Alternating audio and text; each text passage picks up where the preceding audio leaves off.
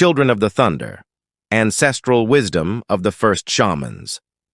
Across the vast territories of the Americas, in times long before written memory, figures emerged, wrapped in the mystery of thunder and the mist of the ages. The first shamans, known by many peoples as Children of the Thunder. These guardians of universal knowledge carefully traced the invisible frontier between the world of mortals and the domains of spirit.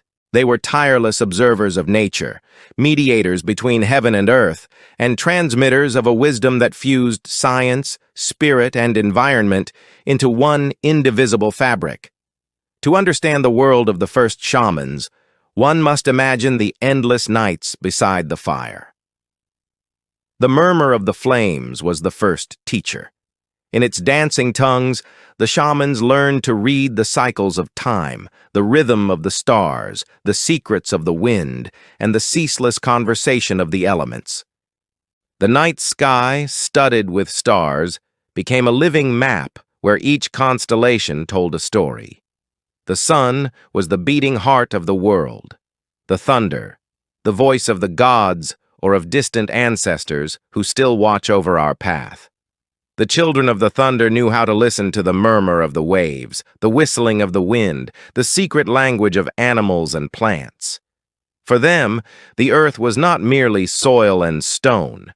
It was a living being, breathing alongside them, pulsing beneath their feet. One of the best-kept mysteries of the shamans was the art of healing. Oral traditions passed down through generations speak of millenary techniques, carefully preserved, that combined the physical and the spiritual. Shamanic healing was not limited to treating visible symptoms. The true work began far beyond the body. The shaman entered expanded states of consciousness, sometimes induced by the hypnotic rhythm of the drum, other times by the dense aroma of sacred plants, and embarked on a journey into the invisible landscapes where the roots of pain resided. There, evil, understood as imbalance, manifested as knots of energy, shadows, or entities clinging to the soul. The technique of breath was one of the most favored. The shaman would inhale deeply, visualizing the stagnant energy within the patient's body. Then, with a powerful exhalation, blow that malady out, returning it to the earth for transformation. Sometimes this gesture was accompanied by chants or icaros, melodies channeled in trance, serving as keys to open portals and establish communication with allied spirits. In other cases, the shaman used extraction techniques, where with the help of crystals, bones of sacred animals, or simply their own hands, they would locate and physically remove objects or dense energies that did not belong to the person. It was said that these elements could take the form of stones, thorns, or even insects emerging from the body, to the astonishment of witnesses. Likewise, the laying on of hands to restore energetic flow was central.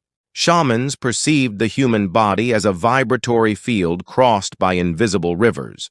Where they felt cold, anomalous heat, or tingling, they detected the origin of imbalance and worked to reharmonize it, often invoking their guiding spirits. But perhaps one of the greatest secrets of the Children of the Thunder lay in their intimate relationship with sacred plants. Each people had their allies: peyote in the northern deserts, ayahuasca in the Amazonian forests, San Pedro in the Andean highlands, ritual tobacco throughout the continent. These plants were not mere remedies, they were living teachers, bearers of ancestral intelligence, capable of opening doors within the mind and heart. During ceremonies, the shamans drank, smoked, or inhaled the prepared brews, guiding other participants through deep visions. In the worlds revealed by the plants, travelers could face their fears, find answers to ancient questions, or receive the gift of healing. Often, the visions were not mere symbols. Shamans said they navigated true energetic maps, cartographies of invisible realities where the roots of human suffering were found. Some claimed that in these states they communicated with civilizations predating history, inheritors of the knowledge of ages lost to oblivion. The geometric patterns, the power animals, and the vast landscapes offered them information about the universe, medicine, and the art of living in balance. The rituals of thunder, for their part, were perhaps the most powerful and revered. Celebrated on stormy days or in moments of collective crisis, they brought the community together under the guidance of the shaman. With drums and chants imitating the rumble of the sky, they sought communion with the primordial forces. Thunder was invoked as guardian, witness, and protector, capable of purifying and renewing. It was believed that the sound of thunder had the power to break blockages, bring collective healing, and even dispel adverse spirits or energies. Connection with the ancestors was inseparable from shamanic life. Many shamans considered their gift a direct legacy from their forebears. Through trance, they could receive teachings or warnings from ancestors long past, who manifested in dreams, spirit animals, or the dance of flames. A fundamental part of their rituals consisted in honoring these presences, offering tobacco, food, or songs, asking for their counsel and protection. For the shaman, death was not an end, but a change of dwelling. The departed continued their journey in other realms and could be consulted about the destiny of the tribe, the crops, or deep personal dilemmas. Within the vast shamanic universe, there existed different specialties and paths. There were the traveler shamans, experts in astral journeying, capable of moving through parallel worlds and bringing back messages or healings. Others were healers, applying their wisdom to alleviate physical ailments, restore emotional balance, and favor the fertility of land and livestock. Also noteworthy were the weather sorcerers, able to summon rain or calm droughts through secret rites and mediation with elemental spirits. In Andean societies, for example, the Altomisayok was a shaman chosen from childhood by supernatural signs, lightning striking nearby, prophetic dreams, or visits from uncommon animals. They devoted their lives to serving as a bridge between the mountain gods and the needs of the people. Meanwhile, in the Amazon forest, the ayahuasquero carried, generation after generation, the sacred mission of preparing the medicine and guiding participants in their visions, transmitting the knowledge gathered in their journeys through stories and songs. The methods of energetic healing in shamanism abound in detail and variation. Among them stand out the collective blowing ritual, in which the shaman walks around a group, blowing tobacco smoke over heads and hearts to cleanse stagnant emotions. In other contexts, plant baths are performed, where fresh branches are dipped in water and brushed over the body of the patient, sweeping away with each leaf the memory of traumas and sorrows. The egg cleansing is also common, as well as the use of obsidian mirrors, tools believed to reveal and extract what cannot be seen with the naked eye. The shaman does not work alone. Their work depends on the pact and communion with the invisible world. Spirits of jaguar, eagle, serpent, or hummingbird may all come to the healer's aid during a cure. It is said that some shamans possess the rare ability to see the aura, playing with colors, shapes, and sensations. Others can even foresee disease before it manifests in the physical body, acting preventively with talismans, prayers, or changes in diet.